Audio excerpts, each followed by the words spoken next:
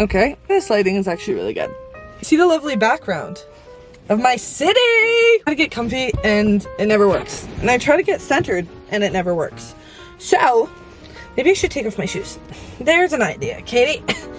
There is an idea. Oh my gosh. Is this too low? Up or down? What are we thinking, ladies and gentlemen? I don't know. I also really have to pee, so should have done that before I left. Listen, here's the thing, guys. Did not know my hair was like that with the little two whatever, like how it's like that. Yeah, I didn't know that. So let's just ignore that, okay? Because here's the thing, I really like that video and I don't want to redo it just because my hair looks like I have 4 ears. But enjoy the video.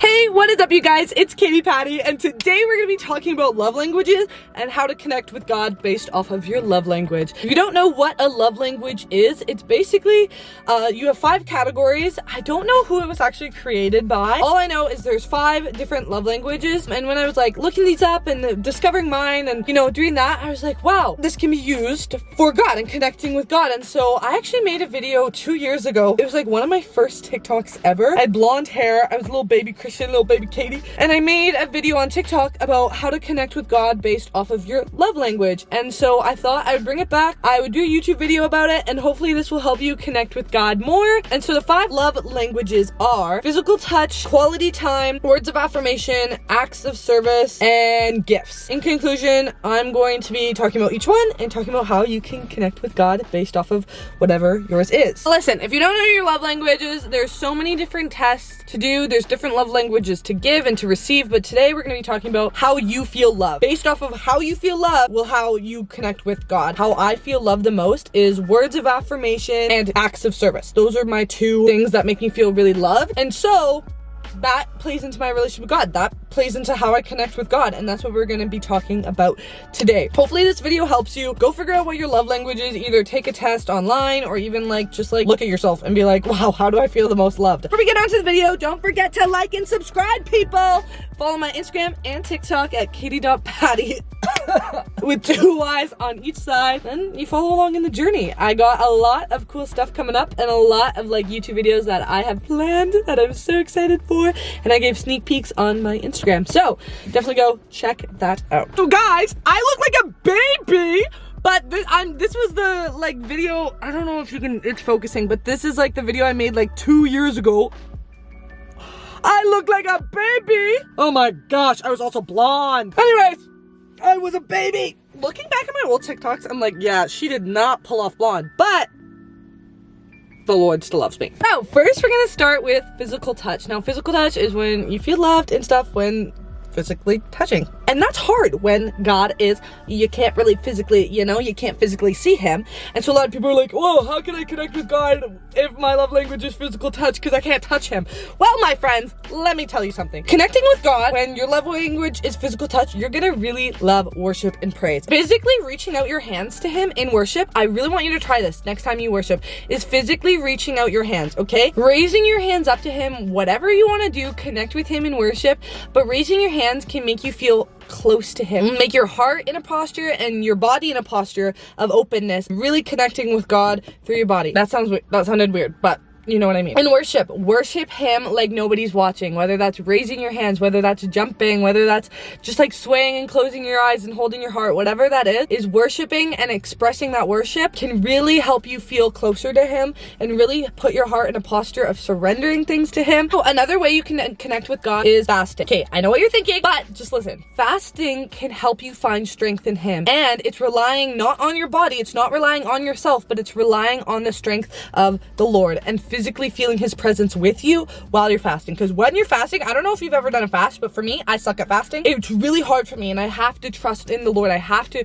go to him for strength, and I physically feel closer to him because I'm physically relying on him. I recommend worship and praise or fasting to make you feel closer to him. Next is, if your love language is quality time, you like quality time. You like spending time with people, and that's kind of hard because, again, God's not physically there. But what I really want to suggest to you is setting aside time with God every single day to spend with him. Whether that's in the morning or night, just spending that time. All Christians should be doing this. But to connect with God the most, you're going to really like setting aside that time where it can just be you and Jesus, where you can pray, where you can journal, where you can read the Bible, even worship him and just sit in his presence. Just spending that quality time with God, whether that's 10 minutes, whether that's 30 minutes, whether that's 5 minutes before bed. Just that quality time, you're going to really like connecting with God that way. Another way is invest your time in youth group, in Bible study, in young adults group, in spending time with God's people and spending time in fellowship with his creation. That quality time is building a community, holding accountability, fellowship, and you feel connected with God when you're around his people and spending time with his people. If your love language is quality time, I really suggest having a routine, setting a routine where you set aside a time each day,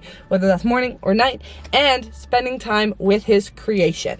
Okay, now if your love language, I've said that like 8 times in this video, probably more. You can count it if you want. But if your love language is words of affirmation like mine is, a couple things that are going to help you is watching sermons, okay? So sermons are really going to help you because you get to be encouraged, you get to be challenged, and you get to be told who you are in Christ and what God has done for you. And just hearing those things, for me at least, helps so much, is those reminders that I'm a daughter of a king, that I'm a child of God. Those sermons of encouragement and challenging and make your heart be like, oh my gosh, conviction. That really helped me in my relationship with God be centered and remind myself who I am in him. Also, words of affirmation, it really helps me if I read Psalm or John. And you're probably wondering why those two. For first, Psalm is great for encouragement. It's great for encouragement because there's honesty in it. It reminds you who you are. Psalm 139 literally is my favorite in the entire Bible, where it talks about you're knit together in your mother's womb, you're fearfully and wonderfully made. Like, those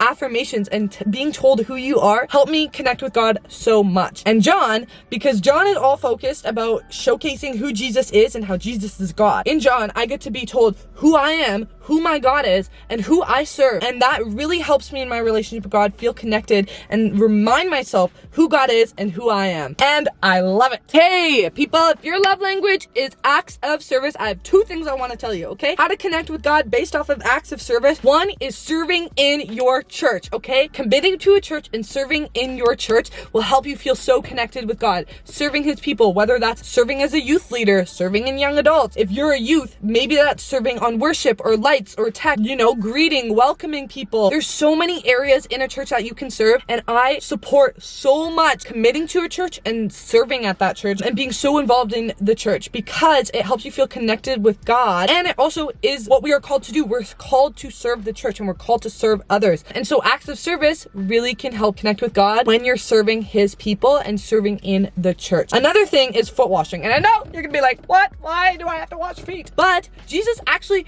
did this to show his love and to show him humbling himself and his servant heart in the Bible. And so if you have a chance, if your church does this, if your youth group does this, if your young adults does this, if your church does this, talk to your pastor, talk how you can get involved this way. Because I know at the church I used to go to, they did foot washings like once or twice a year, and it helped me feel so connected with God because I was serving his people and I was humbling myself and remembering what Jesus actually did for others, for me. So really suggest those 2. Last but certainly not least is gifts. So if your love language is gifts, there's things that you can do to connect with God. So a couple things I want to tell you is journaling or writing letters to God. And I know you're gonna be like, well, that's not really a gift, but it is, because you are spending time thinking and doing something for the Lord. So journaling your prayers, journaling what you're feeling, writing a letter to God can help you so much. Even if you're more artsy, is doing paintings or drawings or stuff to showcase what you're feeling in your relationship with God or to God. I know I have a friend, and she connects with God so much in art, and she loves it because she gets to showcase her emotions, and it's like she's giving that to God. And so I really suggest either